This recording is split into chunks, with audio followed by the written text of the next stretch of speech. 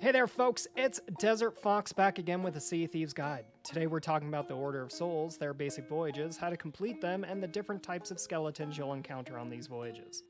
Well, let's get started. First, head into any creepy Order of Souls tent and speak with one of their representatives and buy a bounty. Now that we got that, we're going to head back to the ship, yeet it right onto the captain's table, slap a vote on it, and afterwards we're going to get our bounties. The number and type of bounty is RNG based, but will always include taking down skeletons and their captain. The skeleton captain and their breed of skeleton will always be pictured on the bounty, but we'll talk about each type of skeleton later on. Now we're going to go through each bounty we get and mark down which islands they'll be found at. There's no secret here. The name of the island will be listed on each page.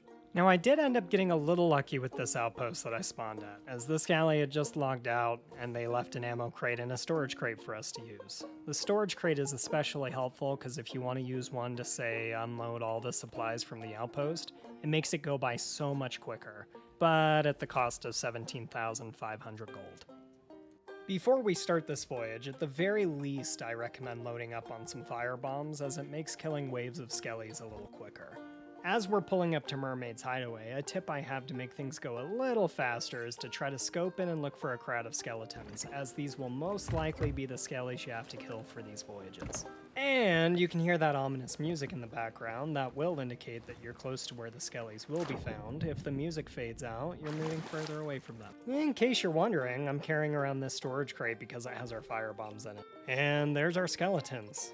I'm just gonna... and... boom!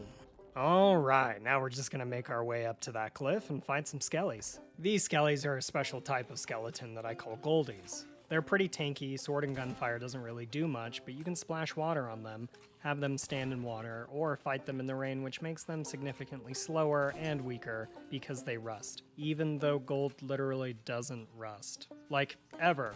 Sounds to me like they got ripped off. And this is why we brought the fire bombs. This is my favorite part. When they're on fire, they'll just keep marching toward you as if nothing is wrong until... pop goes the skellies. Now we're just gonna keep fighting off waves of skeletons for a minute. Just keep in mind that sometimes they'll spawn with kegs and will ruin your day. But same thing, you can use fire bombs or just shoot the kegs and they'll blow up. And that's an easy way for us.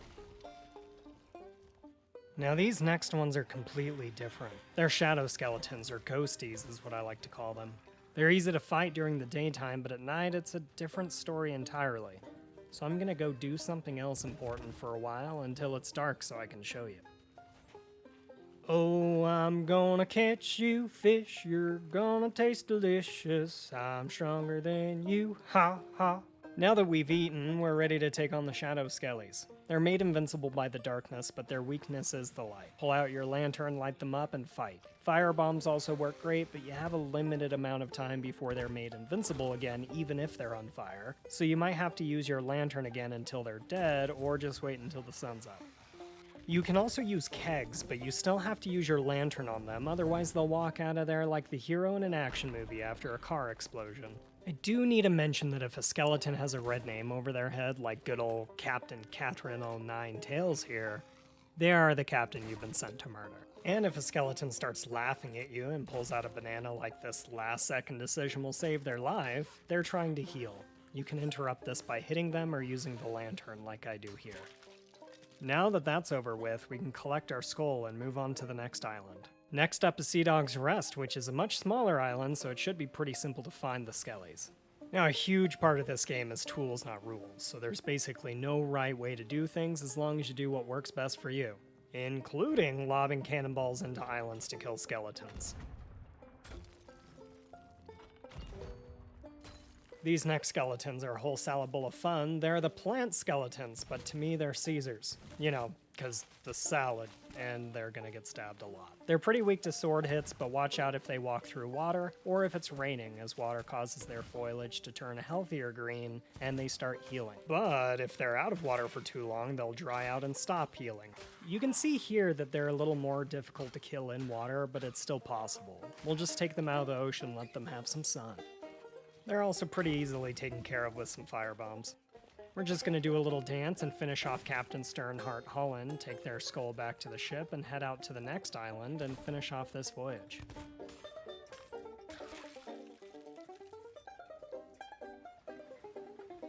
We're nearly there. Ooh, something shiny. Don't worry, I go back and get it. That's why there's a weird cut right here. Earlier I mentioned using your spyglass to help find skeletons, but sometimes it helps to just sail your ship along the coast to find them, but this time I'm having some trouble. So we definitely need to get on the island in order to find these ones. I'm starting to get some of that creepy music here, so after some snake murder, we'll look in this cave. Oh, well that's off-putting.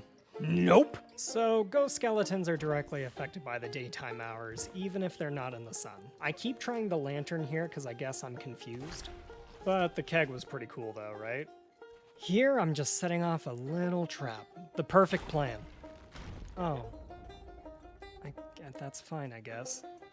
Here we have some regular skeletons. What sets them apart from skeletons not part of this voyage is their colored eye patches and bandanas. And they're not any stronger than randomly spawned skeletons out in the world. Alright, Captain Topher Twin Sword. Give me your head so a creepy lady in a tent can whisper to you and sell your secrets to the gold hoarders.